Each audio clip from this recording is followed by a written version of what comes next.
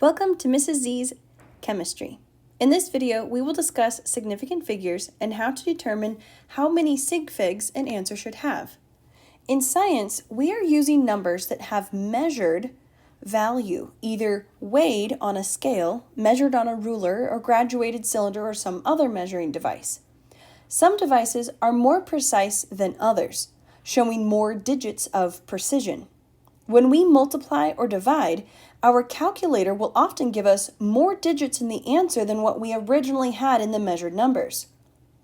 Just how a chain is no stronger than its weakest link, an answer is no more precise than the least precise number used to get the answer.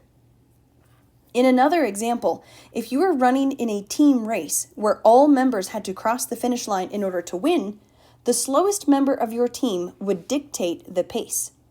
Your answer cannot be more precise than the least precise measurement. This is the multiplication and division rule.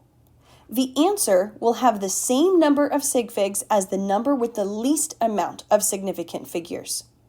So let's look at this first example. Let's say we had two measured values. These were either measured with a ruler or graduated cylinder, something with little tick marks, where you had to estimate one more digit between the tick marks. That's how we record values with correct significant figures. Our first number, 1.59, has three significant figures, and the next one only has two. When we multiply, our calculator gives us 5.088. The one with least amount of significant figures is the 3.2, and it has two significant figures. Therefore, our answer must be rounded to two significant figures. That would include the 5 and then one more digit. This 8 rounds the 0 up.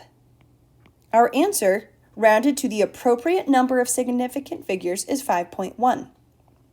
In this next example, we have two sig figs and then three significant figures. So again, we're going to use the first digit and then the second digit, and notice that the 9 rounds the 6 up. So this answer, rounded to the appropriate significant figures, is 4.7.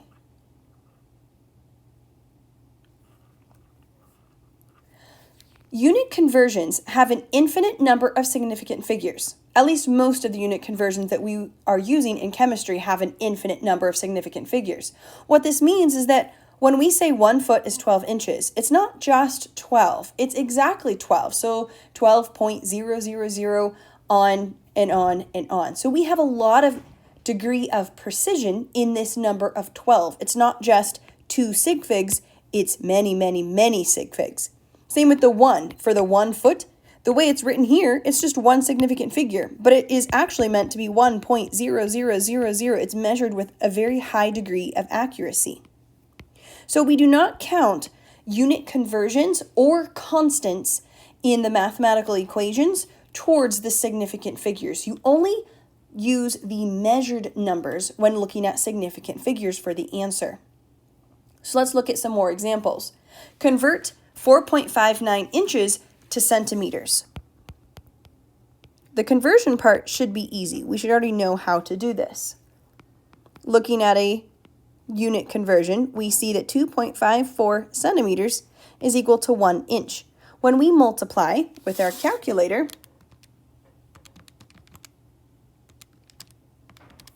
we get 11.6586.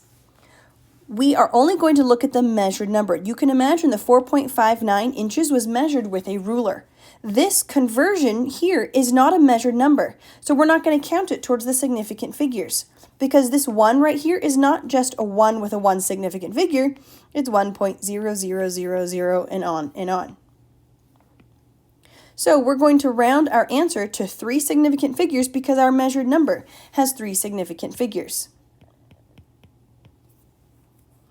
Convert the next two problems and then round to significant figures. This problem has three significant figures, so our answer can only have three significant figures. A unit conversion you can use is 1 pound is equal to 453.6 grams. The answer comes out as 580.608, rounded to three sig figs is 581. Let's look at this with molar mass. 1.75 grams of water, the molar mass of water is 18.016 grams, and that is equal to 1 mole. This is exactly 1 mole, so we're not going to use the molar mass as part of the significant figure count at the end. However, because we know that our measured number, this 1.75 grams of water, that is how much is measured in our sample size, has 3 significant figures, our molar mass should have at least 3, if not 4, or even 5, to make sure our answer has a correct degree of precision and accuracy. Our answer comes out to 0.097135. The leading zeros in a number that has a decimal point do not count towards significant figures. Of course, they are important for place value, but they are not important for significant figures, or they're not counted in significant figures.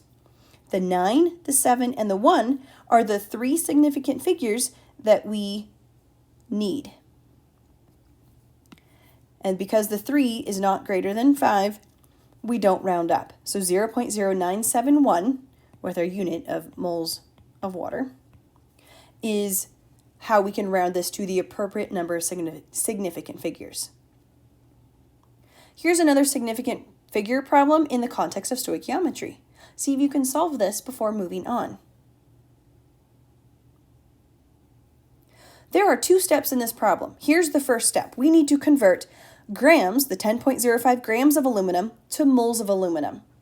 So when we do that, we can make sure we use a molar mass that has at least 4, and 5 digits is best. 1 more digit than what we need. 10.05 is our measured number. So we have 4 significant figures in this measured number. Our calculator gives us a lot of digits right here.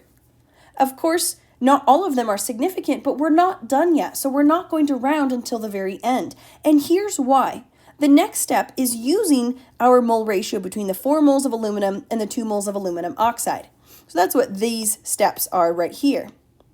Notice that if you were to start out and round your mole number right here to 0.37 and basically chop it off at only 2 sig figs, we get an answer from our calculator that only contains 3 significant figures, and it's not correct. If you round your mole answer to only 4 digits and then multiply and divide by the mole ratio, we get this one, so we get a little bit closer. We're closer with the 4 digits, but if you use at least 5, 1 more than what we actually need in our answer, we get a much more accurate answer here. This is a good example of how you can't round until the very end. If you round the number of moles before multiplying and dividing, you will lose the accuracy of the number. So, in summary, do not round until the very end.